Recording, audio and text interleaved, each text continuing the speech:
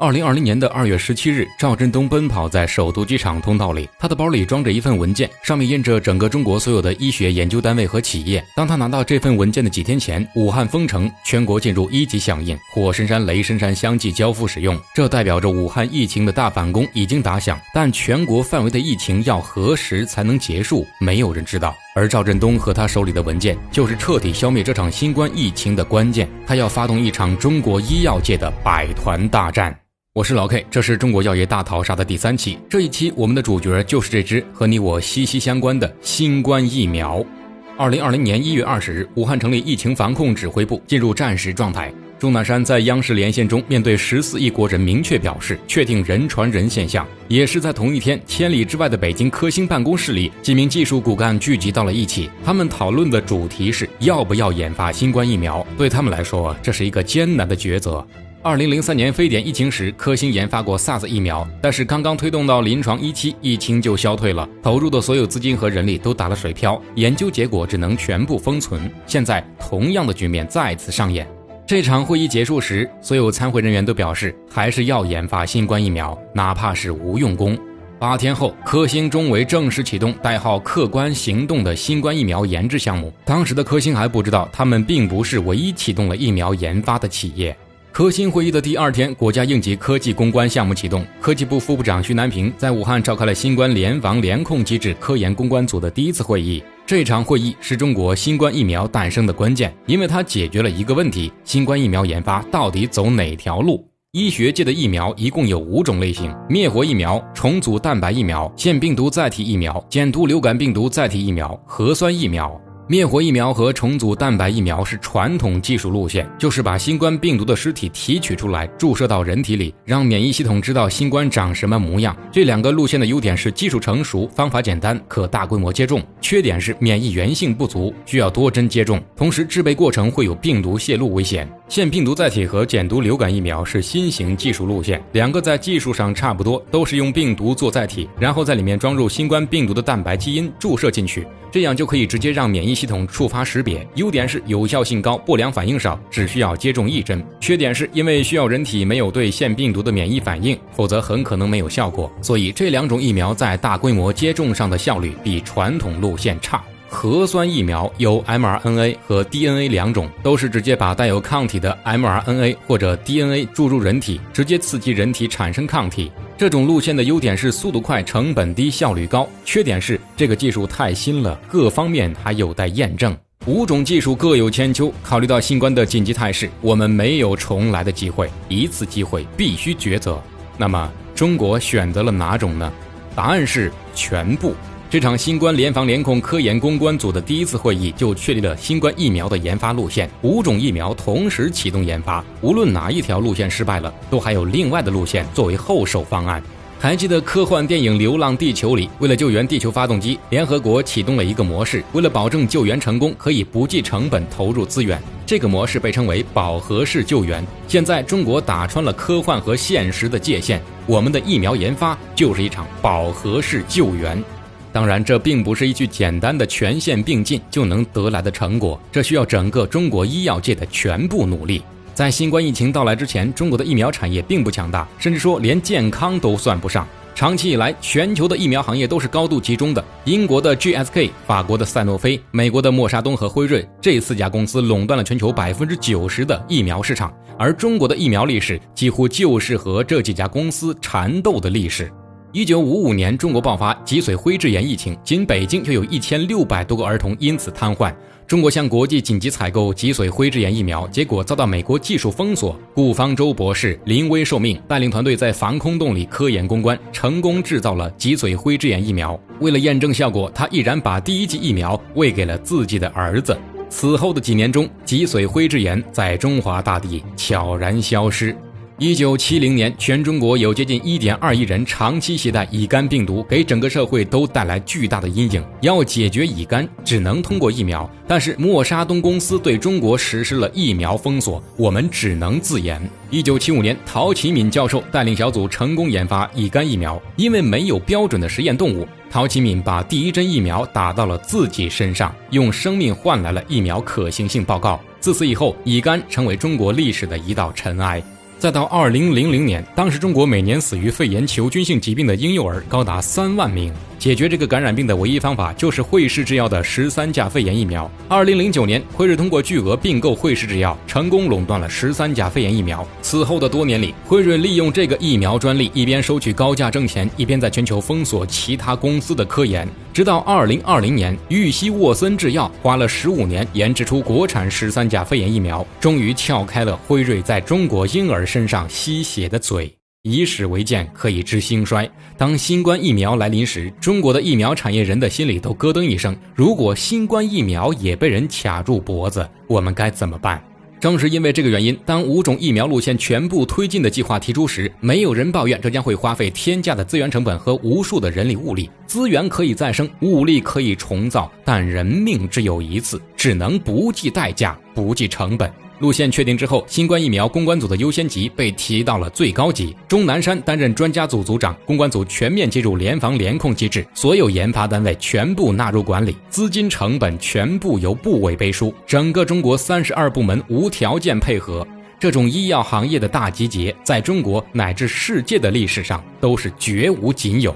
这个小组只缺一个领袖。因为技术的专业性和行动的特殊性，这个小组的组长必须要熟悉疫苗的研发，同时掌握从生物合成到机械产业的每一项知识，还有能推动5条产业链的统筹能力，这绝不是一般人可以办到的。2月15日，中国医学科学院的副院长郑中伟找到赵振东，希望他担任疫苗攻关小组的组长。这个北大毕业，病原生物学出身，参与过 H7N9 西非埃博拉项目的研究员接下了重任。而我们开头提到那一幕，赵振东奔跑在首都机场，就是为了统筹超过13个研发单位。在赵振东的统筹下，13家研发单位各自发起了总攻。武汉生物研究所、北京生物研究所、科兴中维生物公司、康泰生物制品公司、中国医学科学院研究所5个单位研发灭活疫苗。康希诺生物公司联合军科院的陈薇院士研发腺病毒疫苗。安徽智飞龙科马生物制药公司、四川大学华西医院2个单位研发重组蛋白疫苗。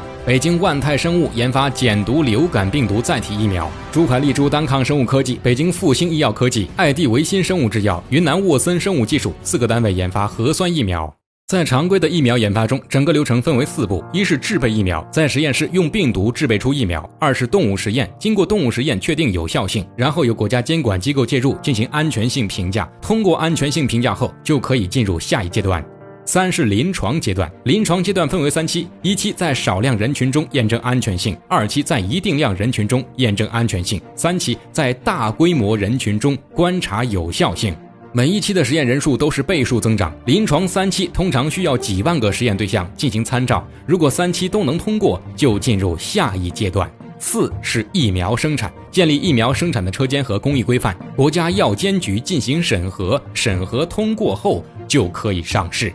在以往，这个流程是疫苗研发的标准流程，也被称为双10流程，因为每支疫苗走完这个流程都要花上10年时间和10亿美金。而赵振东带领小组的任务就是帮助这13个单位打通每一个环节，把时间压缩到极致。从疫苗生产的安全规范标准到生物安全评估，再到接种瓶的螺旋式改良和反应罐连接器的优化，赵振东几乎以一己之力搭建了一个先进高效的生产体系。依靠这个体系，康希诺公司的腺病毒疫苗1月21日立项，2月15日得到分离毒株，3月16日启动临床1期，6月25日得到军队药品批件，创造了疫苗研发史上最短记录。北京生物所的灭活疫苗1月14日立项，58天建成全国第一个 P3 级生产车间，98天进入临床1期，177天投入使用，335天获批上市，期间总投入超过100亿人民币。安徽智龙飞科马生物的重组蛋白疫苗1月29日立项，6月23日获批进入临床，打破重组蛋白疫苗记录。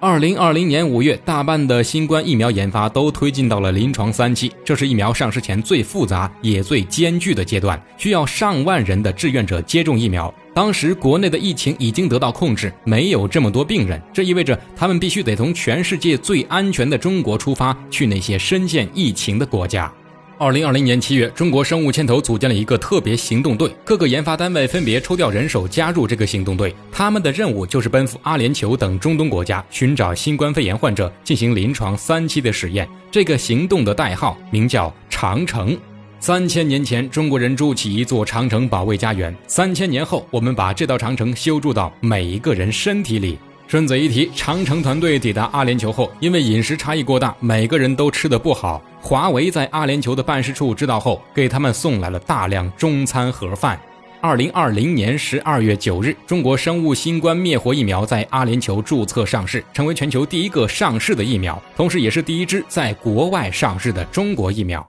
如果要说这有什么意义，那么巴西和阿根廷就是最好的例子。2020年疫情肆虐时，巴西提出向美国订购疫苗，美国除了收取高价之外，还附带了苛刻的条件，要巴西把自己的海外资产抵押给美国，并且如果辉瑞延迟交货，巴西不能有异议；如果疫苗产生严重副作用，巴西也不能处罚。阿根廷向美国订购疫苗时，美国要求阿根廷把冰川和海洋捕捞权这些国家的自然资源抵押给美国。彷徨愤怒的巴西和阿根廷为了民众的生命，最终也只能接受条款。看到这儿，你是不是后背泛起冷汗？如果我们没有自己的新冠疫苗，我们又会遭到怎样的封锁？不过令人惋惜的是，赵振东再也看不到这一幕了。2020年9月16日，赵振东因为过度劳累摔倒在了首都机场，再也没能起来。9月17日凌晨，经抢救无效，赵振东离世。在倒下之前，他刚刚完成武汉灭活疫苗生产车间的生物安全检查。赵振东离世后，北京大学在网站上写道：天空不留下鸟的名字，但你已飞过，为时代留下不可磨灭的印记。截至2021年7月8日，全国已有7款疫苗上市，另外还有6款疫苗推动到临床3期，疫苗年产能达到60亿剂。在疫苗的完善度和成熟性上，中国站在了世界第一方阵。传奇并未结束，新冠疫苗中，中国做的不仅是起后，还有承前。2020年4月，国务院联防联控机制给浙江一家企业发了感谢信，这家企业叫海正药业。这封感谢信的故事同样是一个传奇。1937年，日军侵华进入南京，发动了震惊中外的南京大屠杀。持续6周的屠杀中，30万中国人死去，国殇之下未有宽恕。在这场屠杀中，德国西门子公司驻南京办事处的德国人约翰·拉贝用自己德国人的身份建立了一个南京国际安全区，保护了约25万中国人免遭屠杀。他还用日记记录下了日军的暴行，在后来的审判中成为重要证据。